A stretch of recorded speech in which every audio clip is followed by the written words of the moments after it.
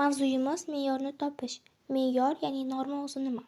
Me'yor bu vektorlar, matrisalar va funksiyalarni o'lchash uchun ishlatiladigan matematik vosita. Bu obyektning kattaligi yoki uzunligini aniqlashga yordam beradi va turli matematik tarmoqlarda keng qo'llaniladi. Endi buni oddiy qilib tushuntiramiz. Me'yor bu ma'lum bir vaqt yoki ma'lum bir summa yoki ma'lum bir tezlik harakatga tegishli bo'lgan qiymat. Buni hozir masalalar davomida yana tushuntirib o'taman hamda tushunishga harakat qilamiz. Bizga endi shu mavzuga oid masala. Printer 5 minutda 600 sahifa chop etadi. U har minutda bir xil miqdordagi sahifalarni chop etsa, 1 minutda nechta sahifa chop etadi? Bunda bizda keltirilmoqda. Tasavvur qilib olamiz. Printer bor.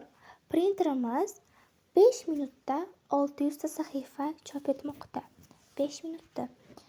U har minutda bir xildan sahifalarni chop etib kelyapti hamda 1 minutdan yig'ilib 5 minutda hosil qilyapti. Bu masalani qanaqa qilib yechamiz? Yechish. Bizda 600 ta sahifa bor. Hamda bu 600 ta sahifa 5 minutda chop etilgan. Har bitta minutda bir xildan sahifa chop etilgan. Demak, bir xildan sahifa chop etilgan bo'lsa, 600 ni 5 ga bo'lib olamiz. Shunda bizga javob chiqadi. 600 ni 5 ga bo'lib olsak, 120. Demak, bizda 120 sahifa bu me'yor ekan. 120 bir minutda nechta sahifa chop etilgani, ya'ni 1 minutda 120 ta sahifa chop etildi. Demak, bu 120 soni bizga me'yor qilib keltirilib berilyapti. Qanaqasiga? 1 minut davomida 120 ta sahifani chop etdik.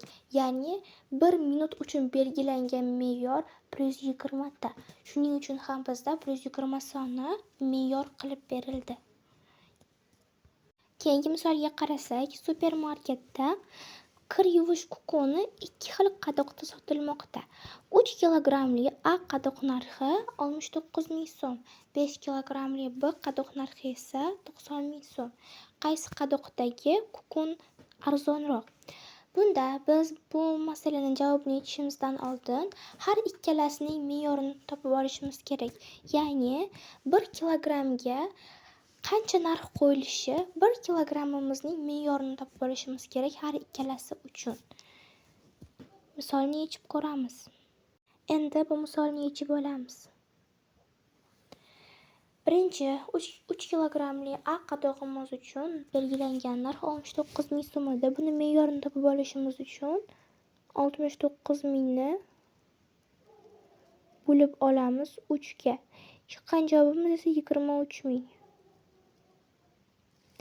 Endi keyingi qadoq, ya'ni B qadoq 5 kilogramli qadog'imizning narxi 90 ming so'm. Bu 5 kilogramli qadog'imizni me'yorini biza topib olishimiz kerak. Buni topish uchun 90 mingni bo'lib olamiz 5 ga. Chiqqan javobimiz 18 ming. Endi ikkalasini taqqoslaymiz. Qaysi biri arzonroq?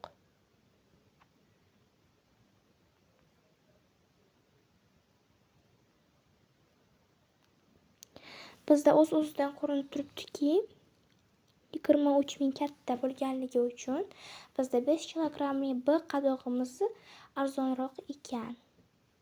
Mavzuyimiz shundan iborat edi. Savol va tushunmovchiliklar bo'lsa, kommentariyaga murojaat qilishingiz mumkin.